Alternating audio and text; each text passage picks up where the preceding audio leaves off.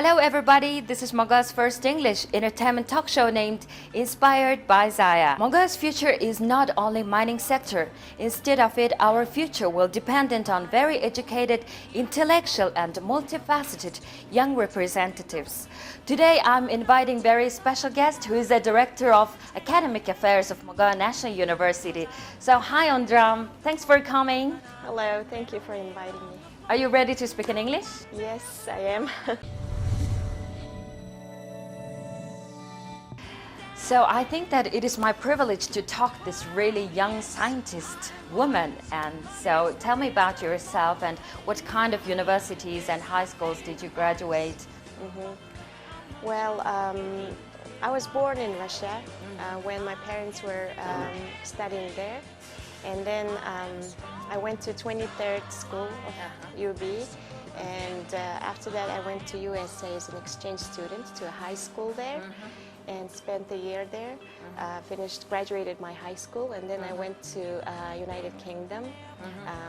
I did my bachelor's and master's degree there in business administration. And after that, I worked in Mongolia for a year. I worked in Golomt Bank and MCS, and then went to Japan, to Nagoya University to do my PhD. And I did my PhD in economics 5 years ago. Wow, you graduated a lot of universities in abroad. So how to compare their education system to Mongolian education system, and what did you learn from it? Well, for me, after I did my PhD, I started working at National University of Mongolia. Before that, I didn't know much about Mongolian University, so it was difficult to compare.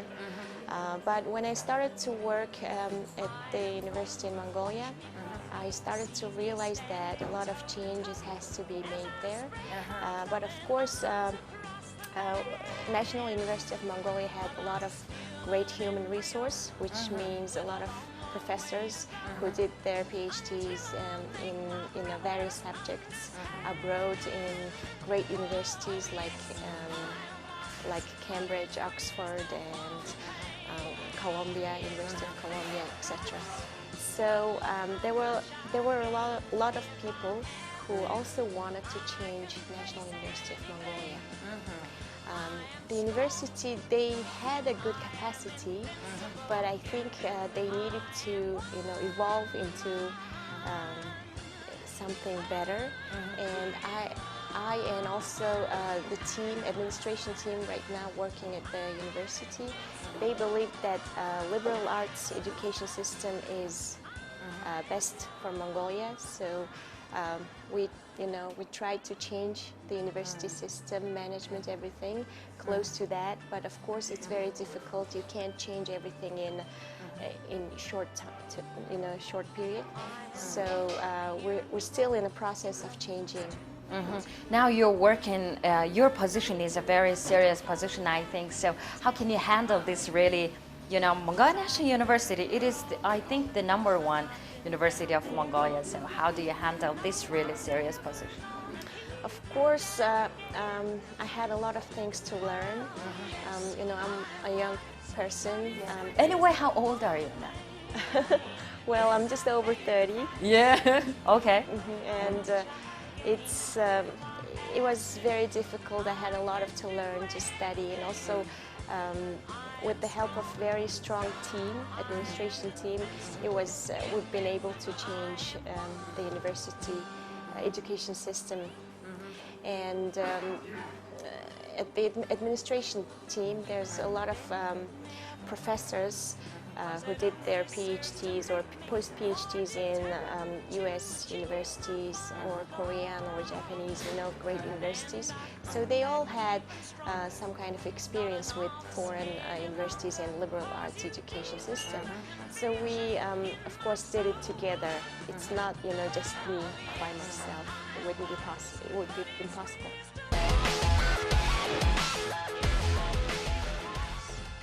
You're working as a director of academic affairs and also professor at Mongolia National University.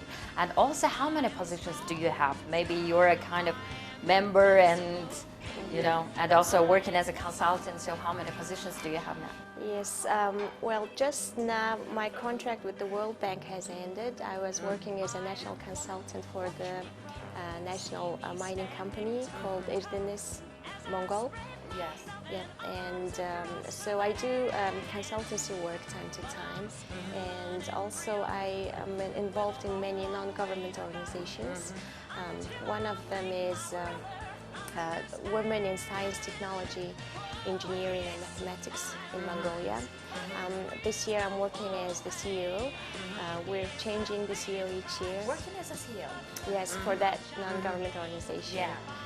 So the biggest plan we have for that organization this year is to host a meeting of Asia Pacific Nations Network, which is a network of 20 countries, women involved in science and engineering. So that's my biggest agenda for that organization this year. And besides that, I also have a fund, which it's a charity fund, helps children. Yep. And also I'm a member of Institute of Microeconomics. It's an institute founded by Professor Michael Porter. He's a professor of Harvard University, Harvard Business School, and he found this institute to do research, cumulative research with international researchers about competitiveness. So there's a lot of work out there. So what is your advice to young girls who would like to, become like you, for example? Well, I think women, even men, they should believe in themselves and always strive for better and try to help to the society and try their best. Okay, thank you. Ladies and gentlemen, our talk show is reaching to you from Mungo's restaurant, which locates in front of Bogtan's Winter Palace Museum in Daesang Street. Okay, next question is that I'm really interested about the meeting which will be held in Mongolia about the Asian and Pacific Nation Network, and an international conference will be held in Mongolia. So tell me detail about that. Well, there's a world organization, and it was established in 1999 with the encouragement of the United Nations, UNESCO, and that organization encourages and supports women whose career path is involved with science and engineering. Yeah, and that organization has, as of today, has 250,000 members of 60 countries, and 20 of those countries are in Asia, including Mongolia, member countries, and so these 20 countries, they have formed a network called Asia Pacific Network, and we hold a meeting in each of these countries every year conjointly with the conference. So this year our meeting will be in Mongolia for the first time, and it won't be held in Mongolia for the next 20 years because there's 20 member countries and it has to be held in each country. So it's a very big and responsible work that I have to do with my team who's in that non-government organization. So our organization in Mongolia is called Women in Science, Technology, Engineering and Mathematics, and we have a lot of very wonderful women who's involved in science, engineering, technology, and our main goal is to encourage women in Mongolia to be involved in science, engineering, because we believe that development of this country is education and innovation. Wow. And for women, it's very difficult to be involved in this because usually we have so many responsibilities, like we get married, we have children, Yeah, and it's exactly. very difficult for us to carry on in this path. And usually we end up doing, easier job because we would have more time with our children or family. So our main goal is to encourage them, and we have a lot of scholarships and training programs for these women. Wow, really great. Maybe a lot of young girls think that it is kind of boring to be in really serious sector like science, technology, mathematics, and so what do you say about that? I don't think it's boring because it's fascinating to find out something new, to do research about something that nobody has done before. Yeah. I think it's not boring. It's opposite of boring. It's very interesting. So once if you will be involved in this, probably there would be no way back. Oh, really? Yes. Of course, it's hard, but once you learn how to do research in your field, then you will be, fascinated by it. You will like it, and then you will be hungry for more. Yeah, you are really, competent young representative of Mongolian women, I think. So what do you think about current Mongolian women and their education and their attitude? Well, at the moment, most if you look at student number at the universities, there's a big gender issue because most of the women, girls, the number of girls, they're more than the number of boys at the. Really? Yes. So I see that a lot of women are involved in higher education. They're getting educated, but if you see at employment status, most of the men, they are at the top positions.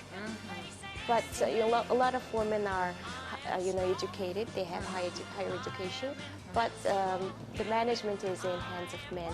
So I think this proportion has to be fixed. I believe that women and men, they would do great things together equally. So I believe that 50% of all top positions in Mongolia has to be handled by women. Yeah, I see. Great. Now you're working in Mongolia National University as a very handling very serious position, and I heard that you make a really great change in Mongolia National University's foreign relation thing, a foreign relation affair. For example, that you make a contract with Stanford University. And so tell me about the detail for that. Well, with the help of the Ministry of Education, Science, and also there's a project funded by ADB, Asian Development Bank. There's a higher education reform project going on in Mongolia. So with their help, there's a big team went to Stanford University last year. And we went there and learned a lot about higher education management and how to develop curriculum and how to do and also about finance and everything we needed. We went there and went to a training, asked their professors to help us, and then based on that, we've made all this change at the National University of Mongolia. And also, our university made a contract with Stanford University to do online course together. Wow, really great. Yeah, so we're developing 6 subjects, 6 courses. And at the moment, our professors and their professors, they're working together and working on this online project. We're preparing everything, and it will start from September. Wow, really great. So how would you measure the result? Maybe it's measured by students or what? We will divide the students into 2 groups, and one of them will do the online learning, and the other one will do a traditional learning. And then we will measure the results. We will compare those 2 groups, and then if the course will have good results, we will continue with the online course. Wow, it depends on, yes? Wow, really great. So I heard a lot of things about you. So one of the information about you, I heard that you upload your maybe kind of scientific book or something, and it's open access, and a lot of people, you know, download your book from the internet, and they would really like to contact you. And so at that time, I just really proud of you when I heard this about. So tell me about the detail. And I heard that it's almost 6,000 download, or maybe is it already now it's 7,000. Yes. So tell me the detail. Well, as a scientist, it's our social responsibility to, you know, to distribute our knowledge that knowledge that we have, you know, found out. So together with foreign professors from France and India and USA, Canada, we have formed a book called Risk Management. And I wrote chapter number 5. It's about risk management in the mining sector. In the mining sector. Yes. Okay. So we have made the book open access on the internet so that everybody who's interested can access and then download the book and go through it. And it's because it's our social responsibility to distribute knowledge. And you know, if you upload a movie or a video, people probably, you know, millions of people would watch it because everybody is interested in it. But if it's a scientific paper or a book, then not everybody in the world is interested in it. And for us, 7,000 readers is a good result. It's a very good result for us because it's a specific book only about risk management. So if you think how many people would be interested in reading risk management book, of course there's only few people. And my book has been downloaded as of today about over 7,000 times. And most of the readers are from Canada, USA, Australia, India. And I'm happy because, you know, they are reading, you know, a book which has been written by a Mongolian woman. That's why I'm proud, not because, you know, Yeah, okay, I see the point. Okay, so lately I feel a little bit sad about Mongolian young people is that they really like entertainment sector and they really like singing contest and everything, not really interested in science sector. So what is the main reason of that by your thinking? Well, I don't think that entertainment sector is that bad. No, I don't mean that bad, yeah. And because I think science has to, you know, one step forward in every sector branch, I think. So. Well, I think every mother and father, they have to encourage their children to be interested in science from, you know, their childhood. They have to read books about science, you know. They have to explain them why people grow old or, you know, scientific things, you know. And then also at the school, it has to be explained by their teacher. So the school program has to be dedicated in promoting science. Because I believe in Mongolia, that part is, you know, it's not that good at the moment. And so how can we improve this?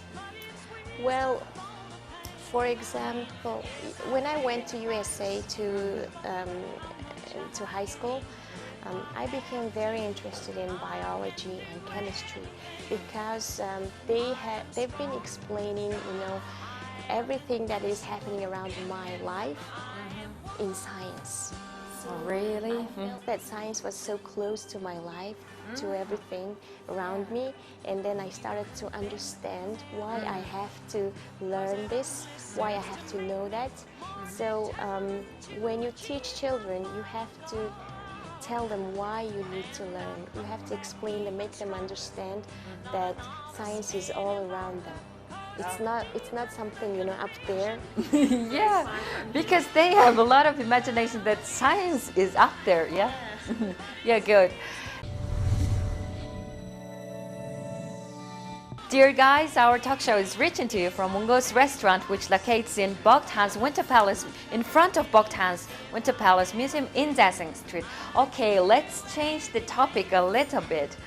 So, now you're a very young scientist and you're a very responsible housewife and also mother of 2 children. So, tell me about your family and your children. Okay. Well, I've met my husband when I was 13 years old. We've been childhood friends for a very long time, and then we got married. My daughter is 6 years old. My son is 1 year old, and my daughter is first grade at the elementary school here. And my husband is my best friend. He encourages me with all this work. If it wasn't him, it would be impossible for me to achieve all this. Yeah, I heard that your husband is also very serious and also very intellectual man. So what does he do? He owns a family business in the construction sector, and also he's involved in politics. Yeah. So you're a scientist and he's very responsible man, and how hot are you guys? Because I have no imagination that very serious guys being a family. I'm embarrassed to talk about it. Well, because don't be, forget about the camera and just be, just be yourself. Okay? Oh my God. Because we are young people. I'm blushing. So don't blush. We're both, same age. We're young people. Of course, we try to make time for ourselves, but it's extremely difficult with, with small children. But of course, we go out on a date once in a while, watch a movie together, or have dinner. So we're trying. Wow, really great. So, by your thinking, what is the main value of the family, especially for the young people, young family?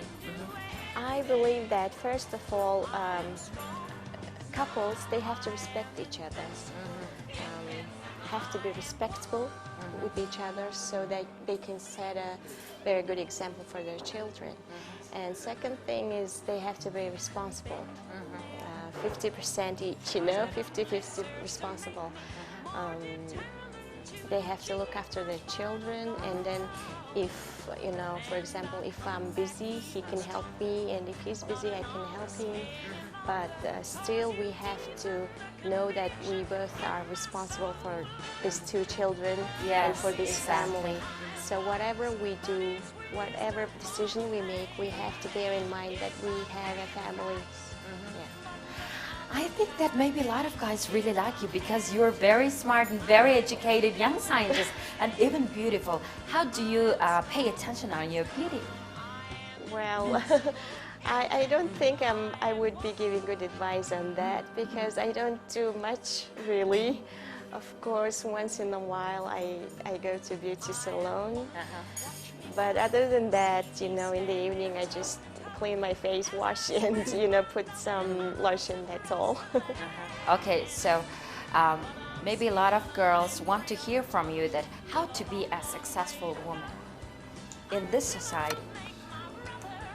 Well, I think that anybody who loves what they do can be successful.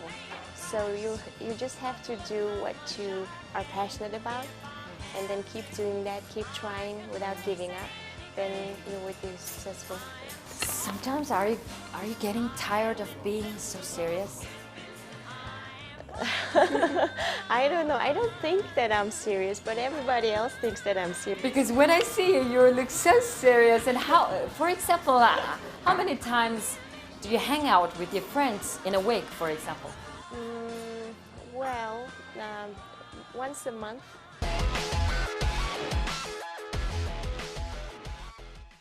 Okay.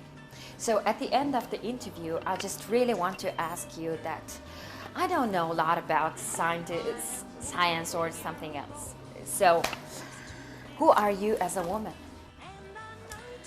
Well, as a woman, I'm a very curious person. Very curious. Yeah, very curious person and very dedicated person. I like to help people, and I always try to be a good mom and wife. As even though I don't always, get to be a good mom or wife because of all this work. And I'm a daughter to my parents. I try to be a good daughter, but of course I'm not always a good daughter. I don't have time to call my parents all the time or see them. Well, I try, and I'm a sister also, and also trying to be a good sister. Wow. Okay. Our talk show has a special part, which is drawing four ankle bones. Okay. You know the Mongolian tradition four ankle bones, yeah? I think that it is kind of really good for tune teller. Okay, let me see your spirit. Okay, you are a young person. Okay, I'll take it and let me see your spirit. Okay, horse and sheep is kind of good. Sheep and camel is deemed a little bit unlucky. Okay, let me see your spirit. Good luck. Yeah, it's kind of good because it has one horse and two sheep and one goat. Wow, really great.